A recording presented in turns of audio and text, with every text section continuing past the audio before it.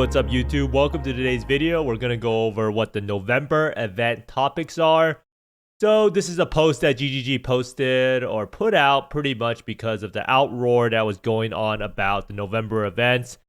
For people that don't know, the November events are pretty much GGG's answer for the declining viewership and trying to build up some hype for PoE again before the start of 3.20. So if you can look here, the 3.20 events in November are going to be Mayhem, Endless Delve, and Delirium Everywhere. Now, the problem with those events are a lot of people felt that there weren't enough mystery boxes being given out, and there wasn't a lot of incentive to go for the top ranks in these events because there were no demigods that were being given out. So the lack of demigods and the lack of loot boxes were pretty much memed upon in the community. We saw a lot of Reddit posts making jokes about how inflation was hitting PoE or how even mystery boxes were getting nerfed. So they decided to nerf the events along with the game.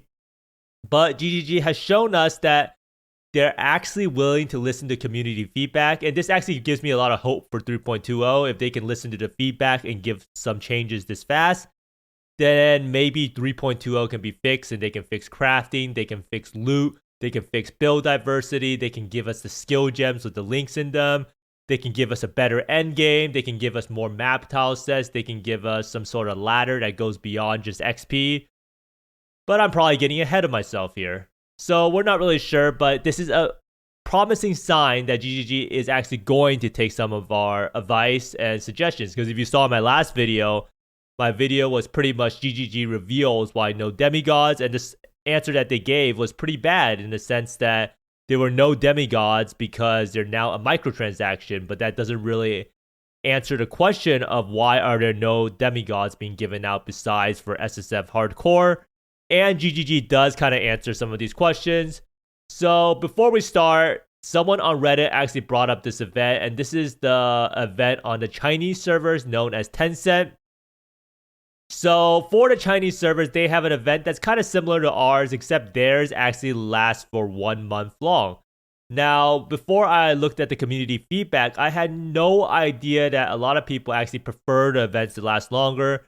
I think outside of the really hardcore players or like streamers, most people do not feel like 7 to 10 days is really that much time in order to get a character up and running. And the events are also voided. So it feels really bad. You make a new character, the character is voided, you can't really progress it, and most people don't really have the time to know life and play it for like 7 to 10 days straight. So it is kind of a nice part that this event on the Chinese servers it actually lasts for a whole month. Now, this event does put our November events to shame. It's like comparison is a thief of all joy. Well, if you compare these two events, there's actually really no reason that ours has to be so flaccid and boring. So our event currently is only Delirium Everywhere or Mayhem. However, on the Tencent server, they have Atlas Invasion and Mayhem. So they have two mods combined together. So not only that, every single time during the weekend, they also get a 15-second headhunter buff as a league mod. This is more like inspired learning, except for 15 seconds. You only get one attribute. So it's not like it's too crazy, but it definitely makes the game a lot more fun. It adds a lot more spice, and it makes it a lot more enjoyable for newbies who never actually had a headhunter before. They might try to log into the game, see what it is actually like, and it's probably pretty enjoyable while mapping. So you can see here that the Tencent event really goes above and beyond the current event that we have, both in that it lasts longer and it also has more mods in the sense that it also has Atlas Invasion. And I do think that having a 15-second headhunter buff is a pretty cool thing. I don't think it's really that game breaking in terms of builds. It won't make your character the size of Zeus and have you be able to kill everything instantly. It's just something that's a little bit more character power, something that adds a lot more intrigue when you try to play the event and maybe makes some builds feel a lot better to play. So I do think that I hope GGG in the future decides to make more wild events. This time around, I think a lot of people were definitely upset that these events are just cookie cutter pasted from the past. Now, in terms of what GGG actually posted addressing the November event topics and why stuff is the way it is, So one of the main concerns that a lot of people had was that endless delve was not really endless anymore. So it was actually capped at 600. Now GGG's reasoning is kind of interesting, and I don't know if I fully agree with it. So what they're saying is that the ladder in this event stores the position of who reaches a specific depth first. So the person who gets to 600 first will win. So they're pretty much saying players can compete to get to this depth and can then spend the rest of the time in the event pushing as far as they personally like to go and unlock level gated random microtransaction awards. Now, this is a kind of an interesting statement because I do think that a lot of people who get to the goal depth, which is 600, will probably be at the max level, which is 95, unless they are just chain dying. And this means that we can run the event for a whole week so that everyone gets a chance to take part without forcing competitive players to play Delve for the entire week to maintain their position. Now, this thing is kind of an interesting thing to say because last time around, they pretty much forced the players to play the whole time. And this is the same reasoning as what about the people who have to level up to 100? You could make the argument that the race to level 100 is only like 3 to 4 days and not a full week long. But if you wanted to make the endless delve maybe a little bit crazier, you could probably cap the depth at a higher amount for softcore and then make hardcore 600. So I know in hardcore, I think only 3 or 4 players actually got to 600 last time. So that is kind of a weird balancing thing because I do think 600 is really, really easy to do in softcore and will probably be finished within like 1 sleep session. So maybe the better solution is to have a depth of like 1000 in softcore and like 500-600 in hardcore, because then it gives a little bit of a buffer. And I do think that playing for a whole week straight is kind of like unhealthy, especially if you're trying to push as deep as possible. But last time around, they also had a little bit of an overlap. So I think the Endless Delve was for like 10 days or something, or maybe 7 days, and an event started within 5 days after.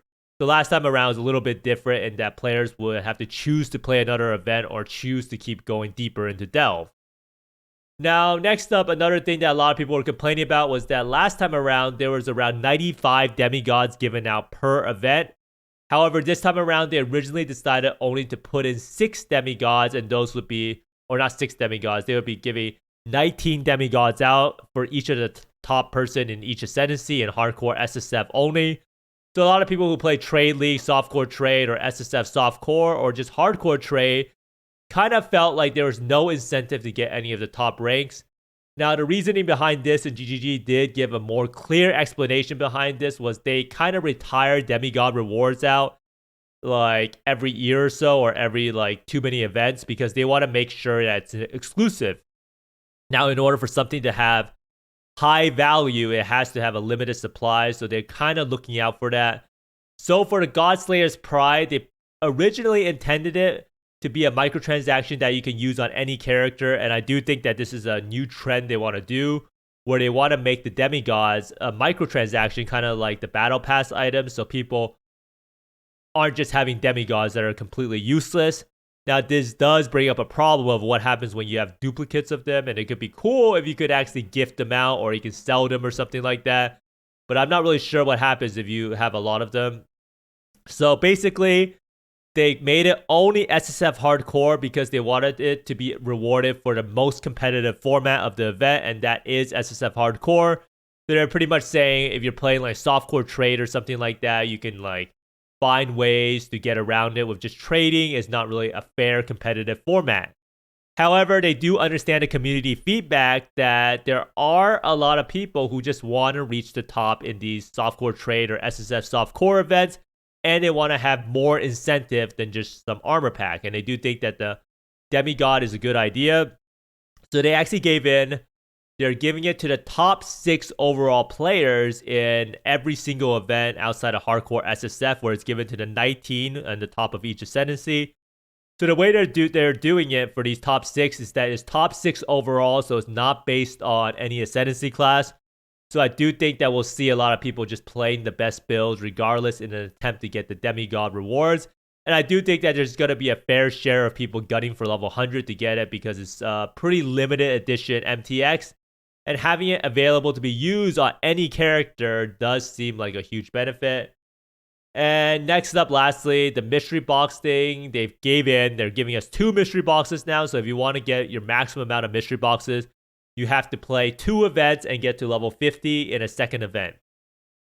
Now, they actually brought up a pretty interesting point that a lot of people don't really think about, and that is the fact that the mystery box nowadays has a higher value. So the value before for mystery boxes was 30 points, but since inflation has been kicking in the United States and all over the world, the mystery box is now 50 points because the average microtransaction is better and there's no more duplicate rewards. So you can see here, there's a weapon effect we can get. We can get a pet. And then we can get a helmet MTX, which looks pretty cool. We can also get some wings. And we can get an amulet. And then we can also get a flask, which gives you rain a golden shower of rain. Well, that's pretty cool. And then there's also some gloves that you can get and another pet. And fireworks back attachment whenever you kill a unique enemy. So they're basically saying the microtransaction box is worth more because it has better items. You can't really get duplicates. So last time around, we could get like 3 mystery boxes, so that's 90 points. But now we get 2 50-point ones, so it's actually 100 points. So we're actually getting more than we were getting before, so we should be happy, right? We're getting more MTX than actually last league, which is a good thing. So for me personally, I'll probably be playing 2 of the events. For the first Mayhem event, I actually cannot play as I'll be out of town for like 5 days or so. But maybe I'll still try to play it out and see how Mayhem is, do a quick leveling run. And these are just some pictures of the Godslayer's Pride MTX, and I do think that this is a lot better solution. As Demigods as an MTX is a lot better idea, and it will also incentivize a lot more people to grind for it, because I do think a lot of people want this MTX, and it could look very, very cool. The funny thing about the MTX is it also seems to affect the rain. I saw this in a bug report on the forums. I'm not really sure if they fixed it.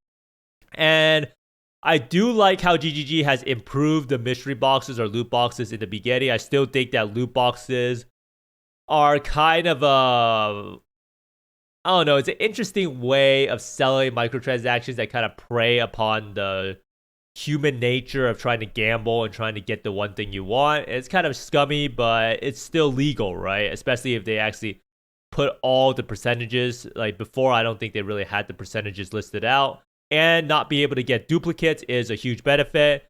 But the main thing I would love GGG to do in the future, and I do know that this time around they probably didn't do it because they are on kind of a time crunch, but I would like to see more effort put into these events. And if these events are going to be voided, it would be a lot cooler to see some crazy combinations, maybe a Mage Blood mod one, or one of your flasks is permanent or something like that. And it just gives people a little bit of an experience of the power of endgame, when normally you would never have it. And I do think that allure or getting a little taste of that wonderful juice could be good for the player base at large.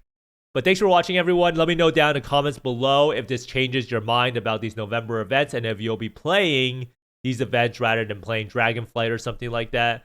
But thanks for watching. I hope you find more Mirrors, Exalts, and Divines, and Mage Bloods, and Headhunters than me. And see you next time. Bye.